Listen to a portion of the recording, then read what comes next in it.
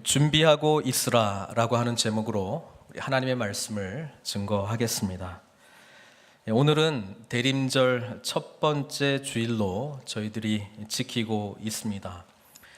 대림절이라고 하는 것은 우리 성탄을 준비하기 위한 4주 동안의 기간이기도 하지만 보다 더 중요한 의미가 있습니다. 그래서 오늘 말씀 우리가 함께 읽었던 마태복음 24장 바로 이 본문은 대림절 첫 번째 주일에 전하는 그런 본문으로 정해져 있습니다.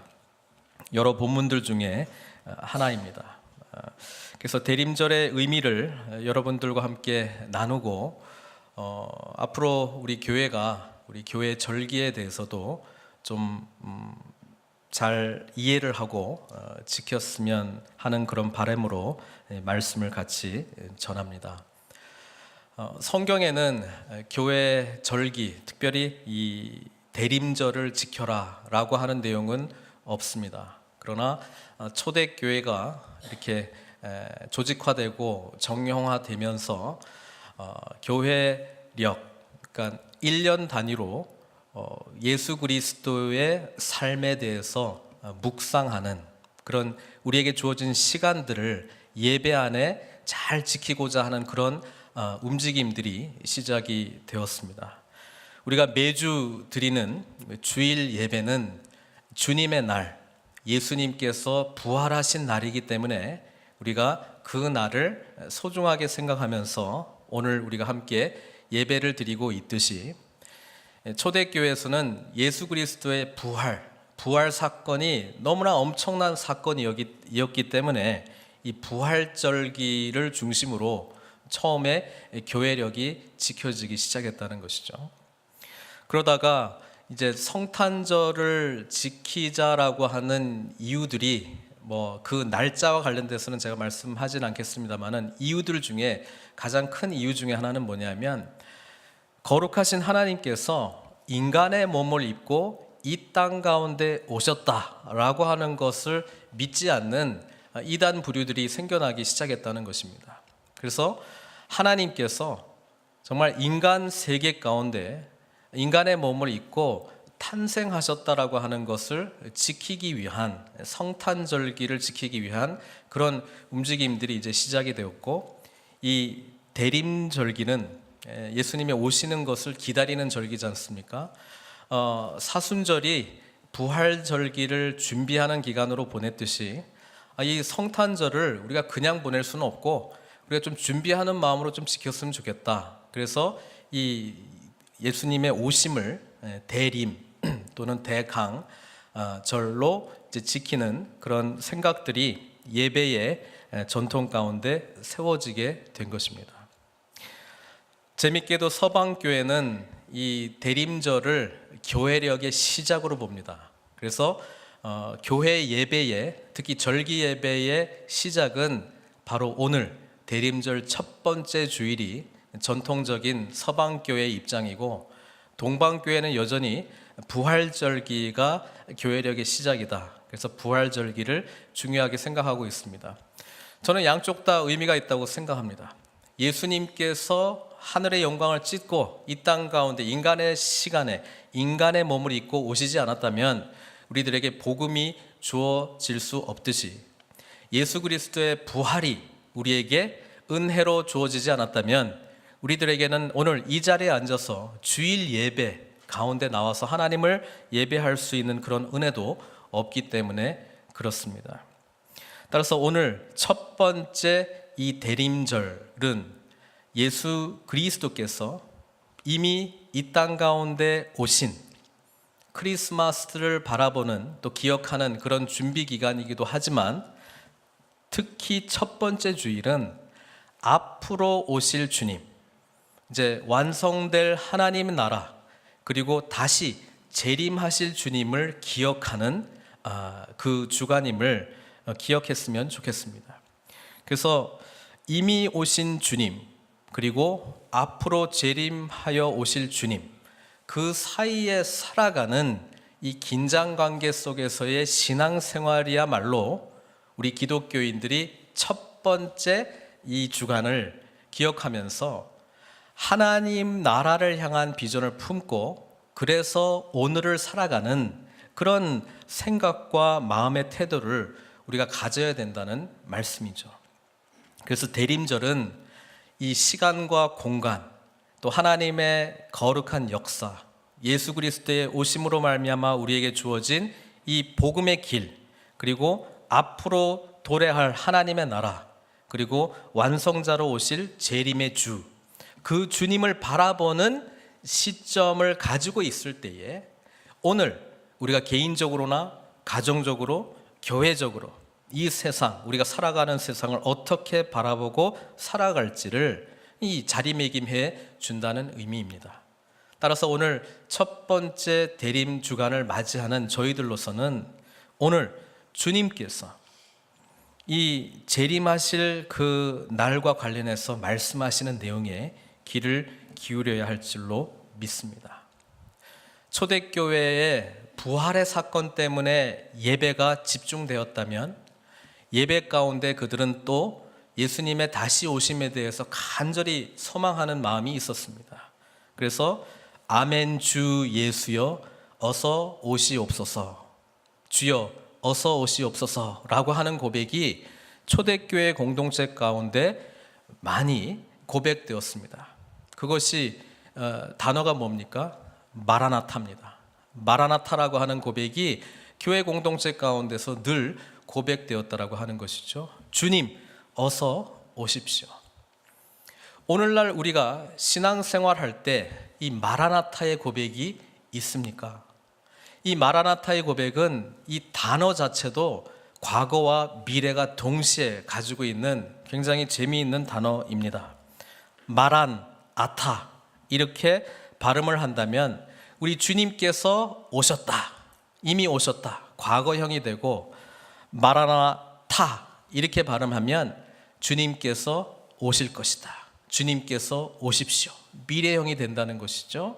그래서 이 마라나타 단어 속에 이미 오신 주님, 앞으로 오신 주님이 고백되어진 것처럼 오늘 우리가 살아갈 때에 이미 오신 주님으로 말미암아 우리에게 주신 그 구원의 은혜를 가지고 앞으로 오실 주님을 향해서 우리는 구원받은 자로 어떻게 살아가야 될 것인가, 그것이 우리가 늘 생각하고 바라보면서 우리의 삶을 점검해야 될 내용이라고 하는 것입니다. 오늘 본문에서 이미 세상 가운데 인간의 몸을 입고 태어나신 주님이 말씀하십니다. 주님께서 직접 앞으로 오실 하나님의 나라 그리고 인자에 대해서 지금 말씀하고 있는 것이죠. 제자들은 이 마태복음 24장 초반에 두 가지 질문을 했습니다. 오늘 24장, 25장이 그 질문에 대한 대답인데 24장 그 3절에 우리 예수님께 제자들이 이렇게 물어봤습니다.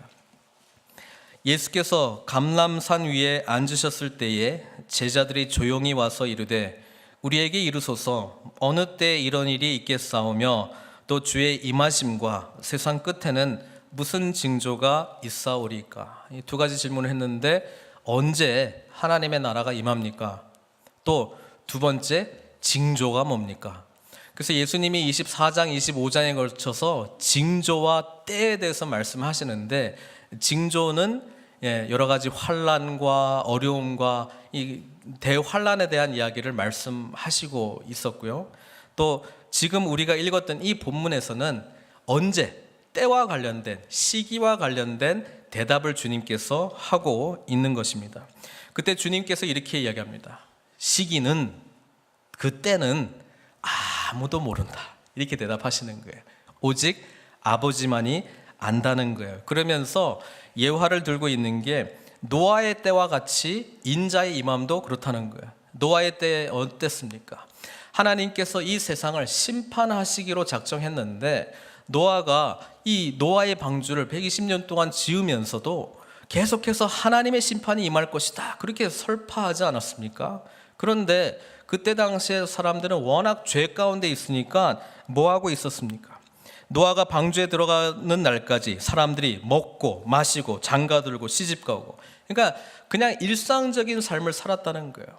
일상적인 삶을 사는 게 문제가 있다는 말을 하는 것이 아니지만, 하나님 나라의 비전과 하나님 나라의 도래, 하나님의 나라가 올 것이다, 주님께서 재림하실 것이다 라고 하는 인식 없이 일상적인 삶을 사는 것은 문제가 있다는 거예요. 왜냐하면 그런 생각 없이 지금 주어진 삶에 집중하기 시작하면 나중에는 내가 뭐 때문에 사는 건지, 삶의 궁극적인 목적과 방향을 상실한다는 말씀입니다. 주님께서는 이 대림 첫 번째 주일에 우리가 궁극적으로 어디를 향해서 가는가, 그 큰 그림을 보기를 원한다는 사실입니다. 그리고 그 인식 속에서 오늘 나에게 주어진 시간, 공간, 사람들과의 관계 또는 일을 통해서 하나님 나라를 위하여 어떻게 살 것인가를 고민하고 준비하라는 말씀이 오늘 우리들에게 주어지는 말씀입니다. 이미 오신 주님께서 앞으로 오실 주님에 대한 이야기를 직접 현재 말씀하고 있는 이 본문이야말로 시작과 끝, 이미 오신 주님과 앞으로 오실 주님 사이에 살아가는 저희들에게 얼마나 적절한 말씀이겠습니까? 예화는 이렇습니다. 우리가 깨어있지 못하고 42절에 깨어 있으라, 어느 날에 너희 주가 임하는지 너희가 알지 못하느니라. 그리고 44절에 준비하고 있으라. 깨어 있어야 된다는 것과 준비하고 있어야 된다라고 하는 이 두 가지가 대림절 첫 번째 가장 중요한 주제입니다. 우리는 깨어 있습니까? 우리는 준비하고 있습니까? 더 구체적인 질문은 어떤 모습으로 깨어 있느냐, 또 어떻게 준비하라는 말씀이냐. 이 본문에서는 나와 있지 않습니다만은 서신서의 본문들을 통해서 보면 그 내용이 구체적으로 나와 있습니다. 우리 로마서 13장 11절부터 14절까지 봤으면 좋겠습니다. 첫 번째 주일 마태복음 24장, 우리가 방금 읽었던 이 본문과 함께 시편, 선지서, 복음서, 그리고 서신서, 이 네 개의 평행 본문이 주어져 있는데요. 그 평행 본문 중에서 로마서에 나와 있는 서신, 이 내용을 우리가 함께 봤으면 좋겠습니다. 제가 읽겠습니다. 또한 너희가 이 시기를 알거니와, 지금 재림과 관련된 이야기를 하고 있는 거예요. 자다가 깰 때가 벌써 되었으니 이는 이제 우리의 구원이 처음 믿을 때보다 가까웠습니다. 여러분, 하루를 시작할 때에 주님께서 오실 그날이 하루 더 가까웠다, 이런 인식 속에서 신앙생활을 하고 계십니까? 1년이 다 끝나가고 있네, 주님 오실 날이 더 가까워지고 있구나, 이런 소망하는 마음으로 우리 신앙생활을 점검하고 있습니까? 지금 로마서 13장은 이 이야기를 하고 있는 거예요. 이제 우리 구원이 처음 믿을 때보다 가까웠다. 종말을 진정으로 소망하는 자는 그래서 처음 믿었을 때의 구원받은 모습보다는 지금 더 하나님과 가까워진 모습, 그 부분에 대해서 깊이 고민하고 또 자신의 삶을 돌아보지 않겠습니까? 12절, 밤이 깊고 낮이 가까웠으니 이제 밤에서 낮으로 바뀐다 말씀하고 있습니다. 이 대림초가 점점 자줏빛에서 이제 밝은 빛 대신 예수 그리스도를 향해서 나아가고 있을 때 우리가 어둠 가운데서 빛으로, 밤에서 낮으로 바뀌어가고 있는가, 우리는 스스로 질문해야 된다는 것이죠. 밤이 깊고 낮이 가까웠으니 그러므로 우리가 어둠의 일을 벗고 빛의 갑옷을 입자, 이렇게 되어 있습니다. 우리 신앙생활은 우리 자신이 어떤 빛의 내용을 바랄 수가 없습니다. 빛 대신 주님께서 우리를 감싸 주실 때에 우리 삶 가운데 빛의 내용이 나타난다는 사실입니다. 13절, 낮에와 같이 단정히 행하고 방탕하거나 술 취하지 말며 음란하거나 호색하지 말며 다투거나 시기하지 말고, 지금 같은 내용으로 지금 하는 거예요. 호색하는 거나 술 취하는 거나 다투는 거나 시기하는 거나 같은 밤의 삶으로 지금 묘사하고 있습니다. 오직 주 예수 그리스도로 옷 입고 정욕을 위하여 육신의 일을 도모하지 말라. 깨어있는 사람, 준비된 사람은 자신의 삶 가운데 예수 그리스도의 빛이 점점 발하고 있기 때문에 그리스도를 닮은 삶이 나타날 수밖에 없다는 것입니다. 이것이 종말을 진정으로 바라보고 하나님 나라가 임하는 것을 진짜 믿는 사람의 삶에 변화된 모습이라고 하는 사실입니다. 또 데살로니가 전서 5장을 좀 보려고 합니다. 데살로니가 전서는 사도 바울이 데살로니가 교인들한테 쓴 편지인데요, 모든 장마다 끝에 예수님이 곧 오신다, 재림한다라고 하는 내용이 기록되어 있습니다. 그만큼 사도 바울은 이 편지를 쓸 때에 엄청나게 강한 종말론적인 신앙을 가지고 썼거든요. 그래서 5장의 내용은 이렇습니다. 5장은 이제 마지막이잖아요. 그러니까 마지막에 하고 싶은 이야기가 있어요. 이 종말을 기대하는 이 신앙 공동체의 성도들에게 사도 바울이 성령의 감동으로 하고 싶은 이야기가 있었다는 거예요. 5장 1절입니다. 형제들아, 때와 시기에 관하여는 너에게 쓸 것이 없음은 주의 날이 밤에 도둑같이 이를 줄 너희 자신이 자세히 알기 때문이다.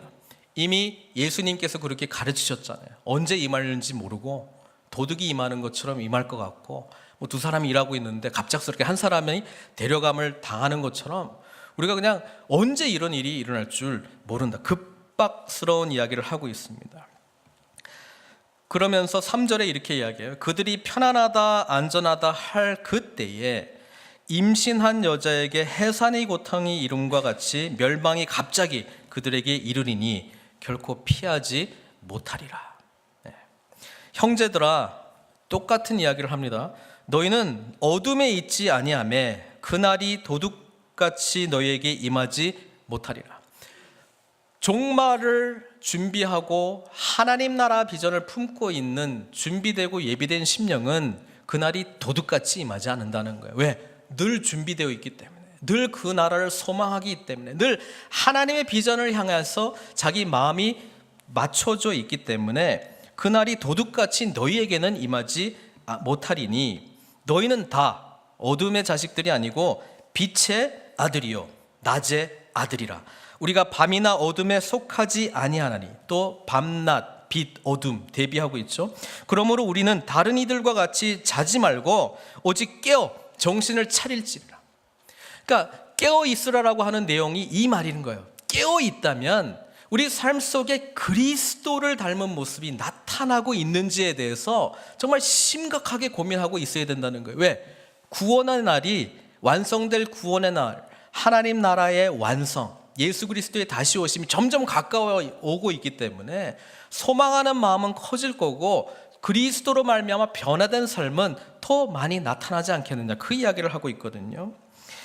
오직 깨어 정신을 차릴지라. 자는 자들은 밤에 자고 취하는 자들은 밤에 취하되 우리는 낮에 속하였으니 정신을 차리고 믿음과 사랑의 호심경을 붙이고 구원의 소망의 투구를 쓰자. 물론 에베소서 6장에 전신갑주를 입으라는 말씀과 연결될 수 있습니다만은 뭐래요? 예수 그리스도를 닮은 신앙 인격이 우리가 이 세상을 대치하는 영적 무장의 내용이라는 거예요. 따라서 이 재림을 소망하고 하나님 나라를 소망하는 자의 특징은 그리스도의 빛이 그 삶 가운데 점점 밝아질 거라는 거예요. 왜? 낮의 사람들이니까, 빛의 사람들이기 때문에 그렇다는 거예요. 하나님이 우리를 세우심은 노하심, 그러니까 심판 말하는 거 있는 거예요. 마지막 심판에 이르게 하심이 아니요 오직 우리 주 예수 그리스도로 말미암아 구원을 받게 하심이라. 이미 오신 주님께서 우리가 그 주님을 나의 구주로 고백하면 우리는 구원을 받았습니다. 그러나 이 주님께서는 완성될 하나님 나라를 향해서 우리에게 비전을 제시해 줬기 때문에 우리는 이 완성될 하나님의 나라와 앞으로 오실 메시아, 그분께서 다시 오시게 되면 우리의 구원이 완전해진다는 이야기를 하고 있는 거예요. 그래서 구원에서 구원으로 이루고 있는 거예요. 예수께서 우리를 위하여 죽으사 우리로 하여금 깨어있든지 자든지 자기와 함께 살게 하려 하셨느니라. 그러므로 피차 권면하고. 종말을 향한 공동체의 특징이 뭐냐면 서로 권면한다는 거예요. 이 권면은 야, 우리 똑바로 살자. 우리 주 안에서 살자. 우리 그리스도의 십자가 앞에서 무릎 꿇자. 기도하자. 말씀 보자. 성령 안에서 우리가 성령의 역사가 우리 삶 가운데 나타나고 있는지 스스로 점검하자. 도전하자. 그 이야기를 하고 있는 거예요. 그러므로 피차 권면하고 서로 덕을 세운다는 거예요. 그리스도의 사랑의 은혜를 받은 자가 공동체의 관계 속에서 이 그리스도의 덕을 나타낸다는 것이죠. 서로 덕을 세우기를 너희가 하는 것 같이 하라. 그러면서 쭉 뒤에 내용 제가 읽지 않겠습니다. 우리가 잘 아는 쉬지 말고 기도하라, 범사에 감사하라, 뭐 내용 다 여기 뒤에 나오는 거예요. 그게 종말을 바라보고 있는 자가 아주 심각하게 고민하고 있는 내용이라고 하는 사실입니다. 다시 마태복음으로 돌아가서 우리 주님께서는 그 때와 시기는 아버지만이 안다, 이런 이야기를 하고 있습니다. 그리고 24장, 25장 큰 줄거리로 보신다면 아까 제자들이 그 때가 언제입니까? 징조가 언제입니까? 그거에 대한 질문에 대해서 대답하기 위해서 주님께서 말씀하셨는데, 저는 25장에 주님께서 예화로 두시는, 비유로 말씀하시는 열 처녀의 비유, 요거를 잠깐 말씀드리려고 합니다. 참으로 하나님 나라의 오심을 사모하는 자, 준비하는 자는, 예수님께서 지금 비유로 말씀하시는 게 뭐냐면 그때의 천국, 그러니까 앞으로 도래할 하나님 나라를 바라보는 자는, 그 천국을 바라보는 자는 마치 등을 들고 신랑을 맞으러 나간 열 처녀와 같다, 이렇게 되어 있습니다. 우리 내용 알고 있죠? 이 5명의 처녀는 등에 기름이 준비되어 있었고 슬기로운 처녀라고 이야기하고, 나머지 5명은 준비가 안 돼 있었던 거야. 막상 신랑이 올 때에 기름에 기름이 준비되어 있어서 등을 켜지 못한 이 어리석은 처녀들은 이 혼인잔치에 들어가지 못했고, 등을 들고 밝히고 있었고 준비된 자들은 들어갔다, 그 내용을 하고 있지 않습니까? 제가 이 본문을 가지고 몇 번 말씀드렸던 것 같은데, 우리 주님과 우리의 관계는 신랑과 신부의 관계입니다. 그래서 유대인의 결혼식의 내용을 우리가 이해하면 오늘 주님께서 말씀하시는 내용이 더 깊게 와닿는다는 사실이죠. 유대인들은 결혼을 할 때 먼저 약혼을 합니다. 이 약혼은 공식적으로 법적으로 결혼 선포한 것과 거의 똑같습니다. 모든 사람들이 남편과 아내로 그렇게 여깁니다. 근데 이 약혼을 할 때 이 케투바라고 하는 이 계약서를 쓰게 돼 있습니다. 결혼 계약서를요. 그 계약서 안에는 신랑이 신부를 위해서 나와 결혼하게 되면 이런 축복을 받게 될 거야, 그 약속들이 다 기록이 되어 있습니다. 그래서 신부는 그 케투바만 붙들고 있고, 신랑은 약혼이 끝나자마자, 케투바 계약서가 끝나자마자 떠나요. 뭐 하기 위해서? 이 케투바, 이 결혼 계약서에 기록된 걸 다 준비하기 위해서. 그 중에 제일 중요한 게 혼인집을 마련하는 거예요. 그러니까 유대인들이 첫 번째 단계로 약혼을 하고 결혼했을 때는 아직 그 신혼방을 바로 차릴 수가 없어요. 왜? 이 남자가 그 준비하러 가야 되기 때문에 그렇습니다. 그 준비가 끝나면 이제 신부를 데리고 와라 라고 누가 그 명령을 내리냐면 신랑의 아버지가 내립니다. 그러니까 이 케투바, 이 결혼 계약서만 들고 있는 이 신부 입장에서는 언제 신랑이 올지 모른다는 거예요. 그런데 하루하루가 지날수록 마음이 기쁘겠어요? 절망스럽겠어요? 기쁩니다. 왜? 언제는 모르지만 그날이 가까워오고 있으니까 마음속이 너무 기뻐요. 다시 케투바를 펼쳐보면서 읽어봐요. 야, 이런 집 주고 이런 선물 주고, 와, 너무나 좋겠다. 그렇죠? 이 기쁨, 아직 받지 않았지만 믿음으로 신랑을 신뢰함으로 받고 있는, 미래에 일어날 일이지만 지금 현재 누리는 기쁨, 그게 오늘을 살아가는 저희들이 말씀을 통해서 가져야 될 기쁨이라는 거예요. 신랑 되신 주님이 올 날이 하루가 지나면 점점 가까워져요. 그 기쁨이 충만하지 않겠습니까? 그래서 제자들이 언제입니까 그때가 물어볼 때 주님께서는 때와 시기는 아버지만이 안다 라고 말했을 때는 이 유대인의 결혼 관념과 너무나 깊게 연관되어 있다는 것이죠. 신랑은 열심으로 준비합니다. 매일매일 준비하는 이유가 빨리 신부하고 합방하기 위해서 아니겠습니까? 그리고 그때가 왔어요. 그리고 주님이 오셨단 말이에요. 그게 우리 주님의 재림으로 예표되고 있습니다마는 그때에 신부를 만났는데, 예? 제 신랑이세요? 뭐 시간이 좀 오래돼가지고 지금 예수님 오신다고 그랬는데 벌써 2000년이나 지나가지고 제가 미처 지금 준비를 못했네요. 맞다.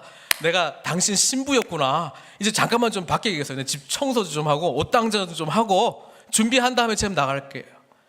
이게 깨어있지 못한 자, 준비되지 못한 자의 모습이 될 거라는 거예요. 마지막이 어떨 것인가에 대한 분명한 확신과 고백이 있는 자는 오늘을 아무렇게나 함부로 살아갈 수가 없습니다. 우리에게 주어진 시간, 공간, 관계, 만남, 사람들과의 어떤 이 관계 속에서 함부로 살아갈 수가 없습니다. 왜? 정결한 신부가 되어 주님 앞에 드려질 수 있는 그런 모습으로 준비해야 되기 때문에 그렇습니다. 계시록에서 그리고 있는 신부된 교회와 신랑 되신 예수님과의 만남이 어린 양의 혼인잔치에 기쁨과 잔치, 그 이미지를 우리에게 보여주고 있지 않습니까? 따라서 대림절 첫 번째 주일, 재림을 맞이하며 오늘 우리 자신을 점검해야 될 이 시점에 정결한 신부로 오실 주님, 특별히 신랑 되신 우리 주님을 맞이할 거룩한 신부의 모습으로 우리는 예비되어 있습니까?